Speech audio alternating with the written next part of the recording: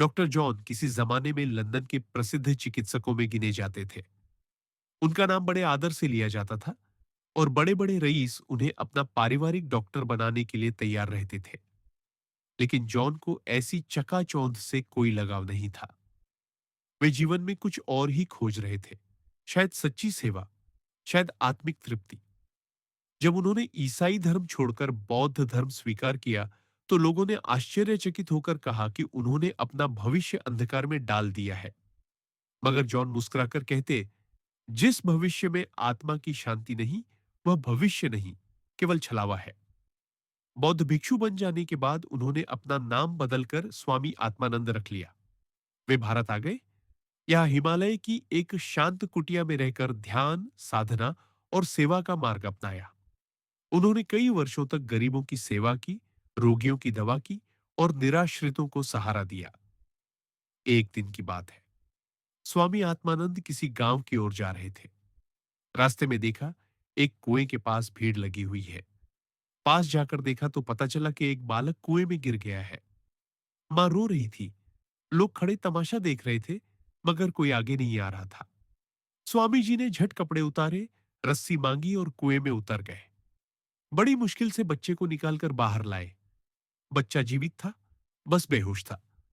उन्होंने तुरंत उसे कृत्रिम सांस दी, छाती दबाई और कुछ ही देर में बच्चा होश में आ गया। मां दौड़कर स्वामी के चरणों में गिर पड़ी। आंखों में आंसू थे, मगर चेहरे पर एक गहरी कृतज्ञता की चमक थी। बाबा, आपने मेरे बेटे को दूसरा जीवन दे दिया। ये तो मेरे लिए अमृत है।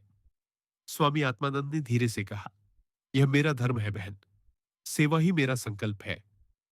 भीड़ में खड़े एक बूढ़े आदमी ने पूछा, बाबा, आप तो कोई साधारण आदमी नहीं लगते। कहां से आए हैं आप? स्वामी आत्मानंद कुछ क्षण चुप रहे, फिर बोले, मैं एक भटका हुआ पथिक हूं, जो अब सत्य की खोज में भटकते हुए यहां पहुंचा है। उस रात गांव के मंदिर में स्वामी आत्मानंद ठहरे। गांव के लोग उन्हें खाने पीने की वस्तुएं दे जाते।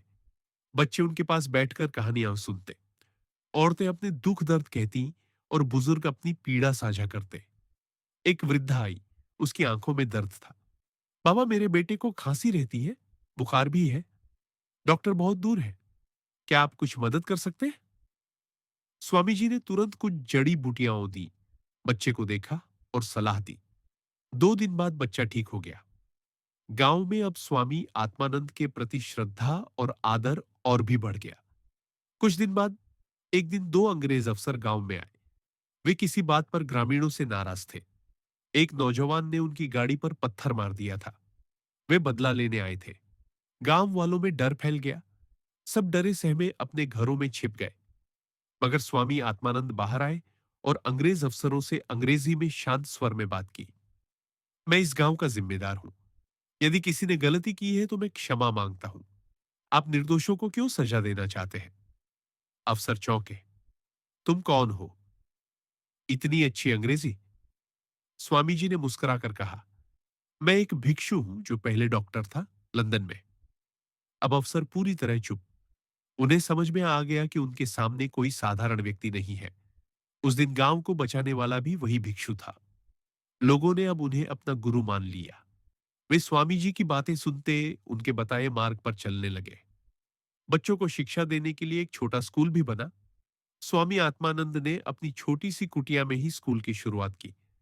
उन्होंने कहा, असली अमृत विद्या है, सेवा है और प्रेम है। यह वह अमृत है जो मनुष्य को अमर बना देता है। समाप्ति के समय कई वर्ष बीत गए। स्वामी आत्मानंद वृद्ध हो चले थे। एक दिन वे चुपचाप ध्यान में लीन हो गए और फिर उठे ही नहीं। गांव भर में शोक की लहर दौड़ गई, मगर हर आंख में आंसू के साथ श्रद्धा थी। उनकी समाधि उसी कुटिया के पास बनी जहां उन्होंने जीवन भर सेवा की थी। लोग आज भी कहते हैं, उस भिक्षु ने हमें अमृत दिया, प्रेम का, सेवा का और सच्चे जीवन का।